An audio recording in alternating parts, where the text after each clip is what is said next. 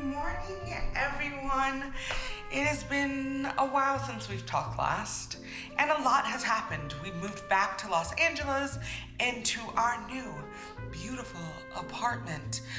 I'm now back at UCLA. I am teaching my own class, which I will talk about maybe in another vlog, and I am writing, or at least trying to write, my dissertation.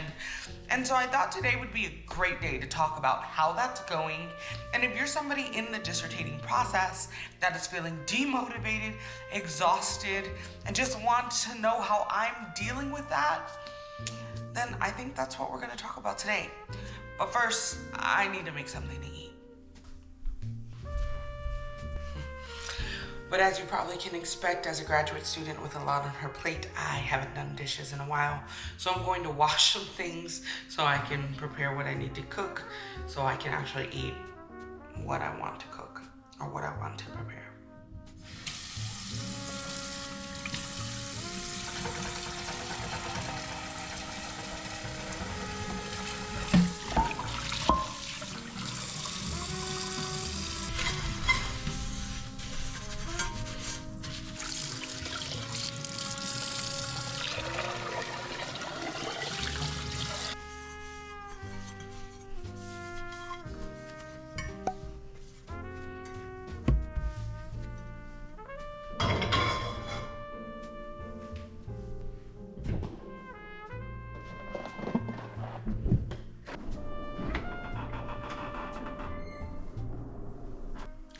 So yeah, I guess what I've been saying is a lot has been going on that has impacted my research and my ability to write.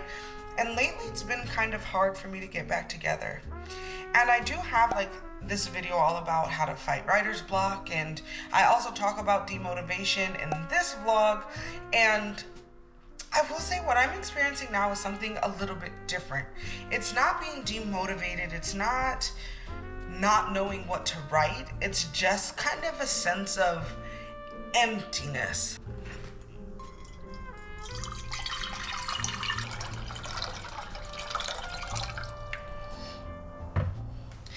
And this emptiness is actually not connected to grad school at all. It's completely personal.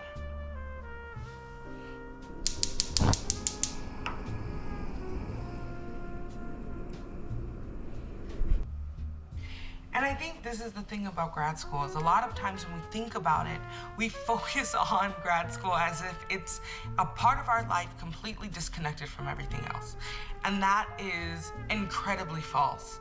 Our process as graduate students is inextricable, inseparable, innately connected to our experiences and lives outside of grad school. And so when things happen, when things go wrong, when you fall down a flight of stairs and tear your patella tendon and need surgery, when you experience a family death or a loss or something that impacts you, it's going to impact your research. And I think it's important to talk about that, because it's not as simple as here are quick strategies, or here's how to fight writer's block, or 5 steps to getting over this. Because when life hits you hard, everybody's healing process is completely different. So yes, I guess what I'm saying is life kind of hit me hard a little bit, and that 100% impacted my research.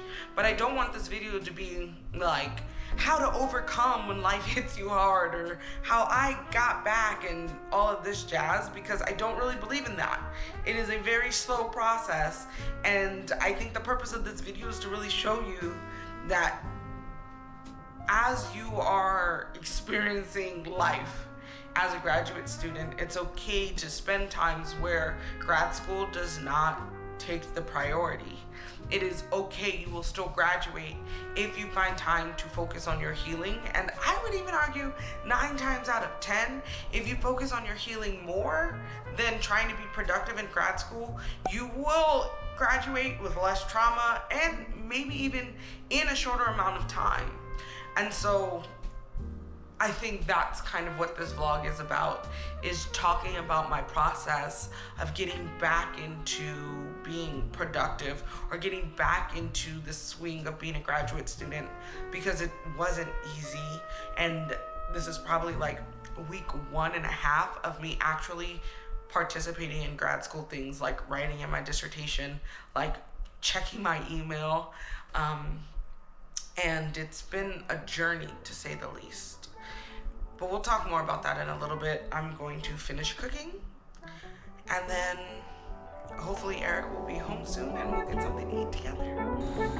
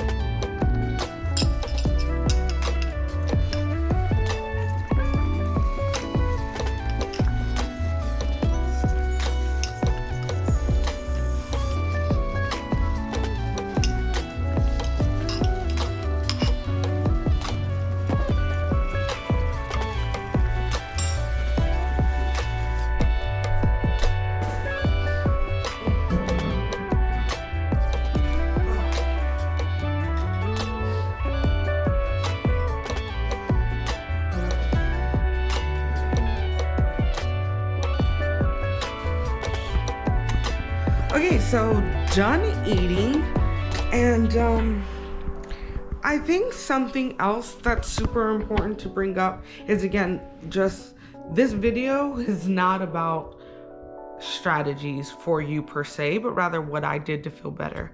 And the first thing that I did, especially when trying to approach my dissertation, is that I didn't force it.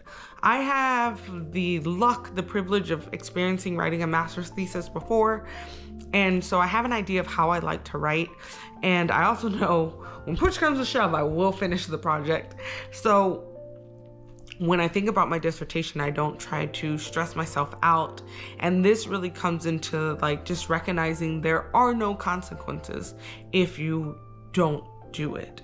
And I know for a lot of us, it's, I have to do this thing, I have to write, I have to do this.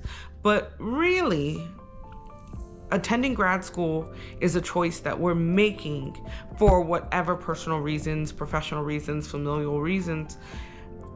But it's still our choice, and we can make different choices each day. So if you wake up on a given Tuesday and you're grieving, you're exhausted, you're dealing with something else, it's okay to not choose grad school that day. The worst case scenario in the grand scheme of life is that you don't finish your PhD. But even then, most case, if you're in a PhD program, you already have an undergraduate, and you may even have a master's, and you 100% can live a successful and happy life with an undergraduate degree and a master's degree. But even if your dream is to get a PhD, I also think it's important to say, choosing yourself for a week, for a couple of months during your PhD program, doesn't innately mean you're going to drop out or flunk out. Grad school is a long game. And so for me, if I don't graduate in June, that just means that I will have to stay another year. I will have to work as a TA to fund myself another year. This is something that I've been doing for the past 4.5 years. It's not new. It's not ideal, but that's worst case scenario for me.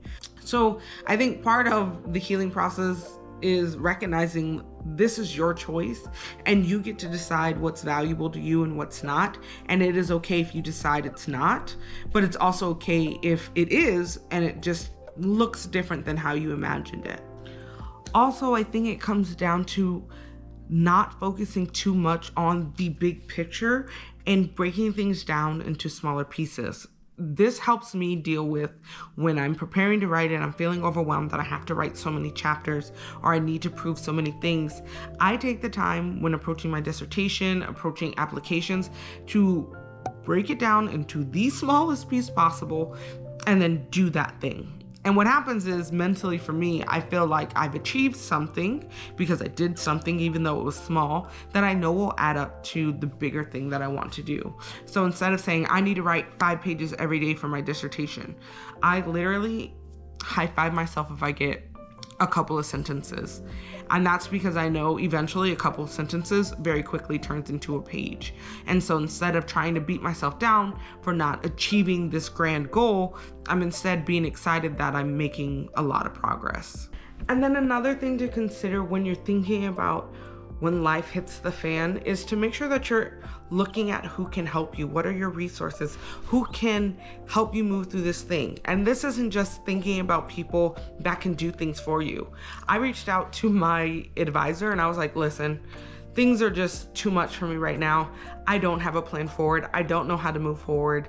I don't want you to tell me how to move forward. I just want you to know that I'm not going to be productive for a while. And instead of asking like, what do you want me to do? Or how should I move forward? I told him, no, I don't want to do anything. I can't do anything. And I need you to respect that space. That was me asking him for help. He responded with, okay, I will respect that. I hope you're okay. And I hope that we will be able to talk soon and everything will be better for you. And so that gave me, again, the help I needed to not feel this looming pressure of grad school floating over me.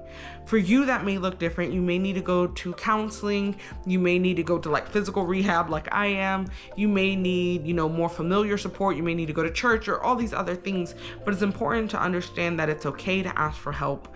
And the help isn't just about getting grad school done. Sometimes the help is literally fixing whatever you need to fix in that moment. All right, I'm going to actually set up to try to write something in my dissertation today. And then we'll keep talking about some things to help you process when life impacts your grad school.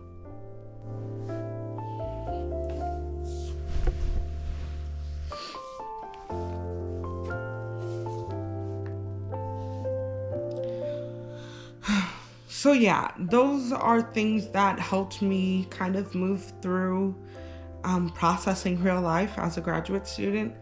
I also think it's necessary to say, and this will be my last tip or thing that helped me, is just to recognize you do not owe anybody an explanation. I didn't have to tell my whole life story to my advisor. I haven't gone to like professional events or meetings or meetups on my campus because I have my own boundaries to help myself process whatever I'm going through. And I don't need to disclose everything that I'm going through for people to respect these boundaries. You control your life, and there is a lot of pressure from grad school, our cohort, our peers, to kind of overshare or prove that you're not slacking off or prove that you deserve this time or whatever. And honestly, nobody decides that but you. If you feel like you deserve this space, or even if you don't feel like you deserve it, but you know you need it, you should take that space. And you shouldn't feel the need to over-explain or to validate why you need this space.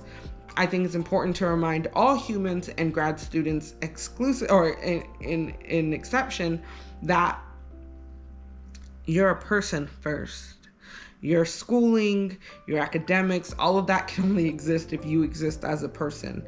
And so the idea that we have to prove our worth or prove we're not lazy, all of that is a product of capitalism and like grind culture, and it's a way to harm people. And Luckily, again, I study decolonization, I study anti-coloniality, which has given me the vocabulary and the strategies to approach that and apply it to my own life. But if you don't have that privilege to study these things and to practice and be surrounded by people who are invested in these ideologies, it will be difficult for you.